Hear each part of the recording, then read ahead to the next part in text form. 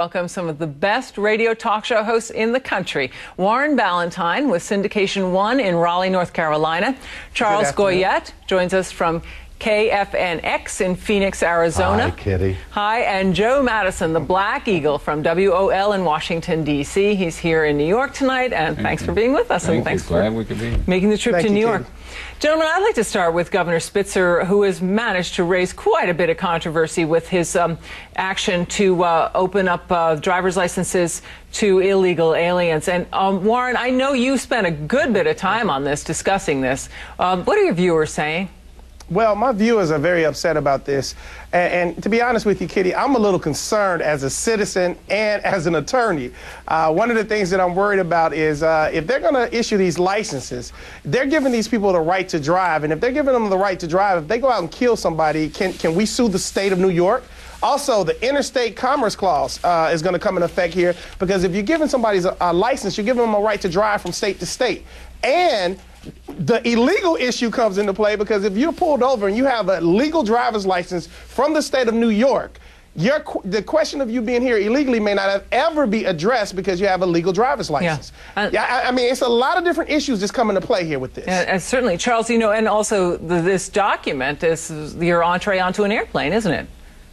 You know, Kitty, I think all of this stuff is headed toward a national ID card. I'm very, very sad to say that. I believe that's where we're going, and it is a concomitant, it is an inevitability with the national security state that the Republicans and the Democrats have ushered in this country with the Patriot Act and more. We're headed toward a national ID card. We're headed to being vassals or serfs of the state. And I've looked at the field of presidential candidates. There's only one guy who's outspoken against this kind of stuff, and it's Congressman Ron Paul. He's been against this idea of a national security state for a long time, and he's starting to look more and more attractive with each passing day. But you know what's really stupid about this, and I'm not going to mince words with this, is when I heard the governor today announce he's going to have a separate place for what? Illegal immigrants to go. So can you imagine if you're with the Immigration Service, all you have to do is just sit there and wait to see who gets in line? Well, can you imagine if the line's shorter? What they... I mean, so what person who's here illegally is going to go and say, okay, legal over here, illegal over here? Who's going to do that? That's really boggles the mind how that would work out logistically. 2 hours we couldn't get away from this, and not one caller supported it, not one. Well, that's interesting. You know, you bring up the whole presidential race. Rudy Giuliani was in Philadelphia yesterday, and he visited Gino's Cheese Steak Shop, where they had a sign that said, "This is America, please order in English." All the candidates are going to have to address... Oh, he should have went across the street to the other one. And then they didn't have to worry about that controversy. Yeah, well, he didn't, so that's why he's in the trouble he is with, you know, it's ridiculous. Well, Giuliani has toughened his position on immigration. He said that to become a citizen of the country, you should be able to read, write, and speak English. But when he was mayor, I mean, New York is basically a sanctuary city, and he had a much, much more inclusive, softer approach. Warren, what do you think about the candidates and trying to reposition their attitudes on some of these issues? Well, you know, Kitty, I think Giuliani is a flip-flopper. I think he's trying to get votes. He's trying to position himself more aligned with the American people to get these votes out here. And I think the true sense, I agree. I think Ron Paul has took a great stance on the immigration issue. But I also got to say this. I think that the Democrats have an opportunity right now to come forward and seize this opportunity. But I think so many of them are concerned about getting votes that they're trying to see which way it's going to go before they come out and take a political stand. They're all trying to reinvent themselves.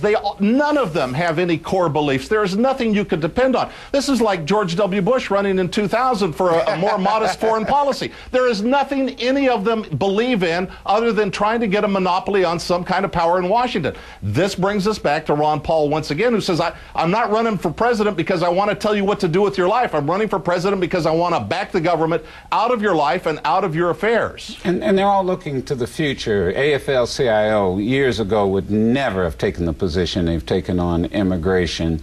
as it relates particularly to depressing wages. Look where they are now. Democrats are looking to the future. They, in essence, I firmly believe, are saying to black America, the majority of my audience and Warren's audience, is basically, you guys are now in the lower tier of our political future, and they're pandering now to the future. That's exactly what's going on. AFL, Democratic Party, and to some degree, Republican Party is pandering to big business, because look at the decision with the no match today. That is a big business decision. That's right. That's right. Weigh in on this. Go ahead.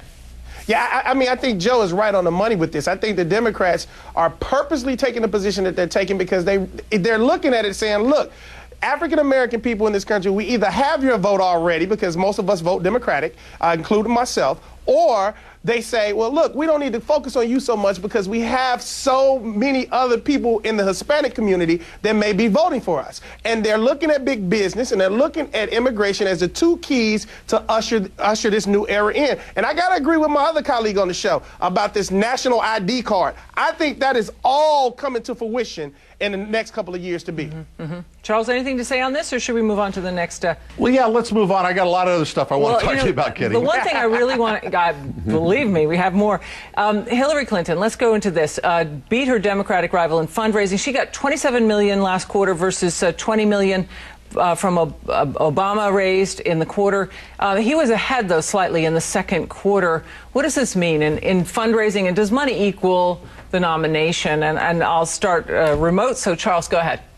You know, these people sell off a little bit of themselves each time they stick out their hand and they agree to do something for somebody to collect the money. And by the time they're in office, there's nothing left. No wonder they have no core beliefs. Slice by slice by slice, they sell themselves away. Hillary is no different. We are faced with a really, really tough challenge of people here that want to expand the war, continue to ruin brand name America, and decapitalize this country. And I think it's time the American people wake up to the whole bunch of them, the R's and the D's alike. Obama took the moment today during a speech in Chicago to point out that he had opposed the war 5 years ago when he spoke out against the U.S.-led invasion of Iraq. Let's listen to a quick soundbite of what he said. In 2009, we will have a window of opportunity to renew our global leadership and bring our nation together. If we don't seize that moment, we may not get another. This election is a turning point. The American people get to decide, are we going to turn back the clock, or are we going to turn the page?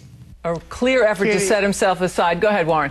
Kitty, I absolutely love Obama, and I'm going to tell you why. I love him because he speaks about inclusion, including everybody, and I think that's going to be key here and for the next president. Also, with this fundraising thing here, it's two things that we got to make perfectly clear. One, Hillary Clinton is getting money from lobbyists and campaign contributions. Obama's not getting that. This is all grassroots for him right now. And I think that shows a big key here. I know the polls are saying one thing, but I really like the fact that he's talking about inclusion. He's not talking about excluding anybody else. Right now, I'm a fan of Barack Obama. Kitty, go ahead. Kitty. Well, let Joe in on this. The only thing I was going to say is that, quite candidly, I don't care how much money they raise. I want to know where they stand on issues. That's what I want to see the news media focus on, not how much money they raise. Now, you want to talk about big business. This is big business. Why does the news media interest in how much money they raise? Because media is going to get the bulk of that money. TV, what we're on, is going to get the bulk of that money. Obama, 5 years ago, gave a speech that most people didn't hear. He said he would have voted differently. I thought that your correspondence questions were very pointed. I want to tell Warren and the world that I have given up my Democratic affiliation. I have given up any thought of ever being a Republican.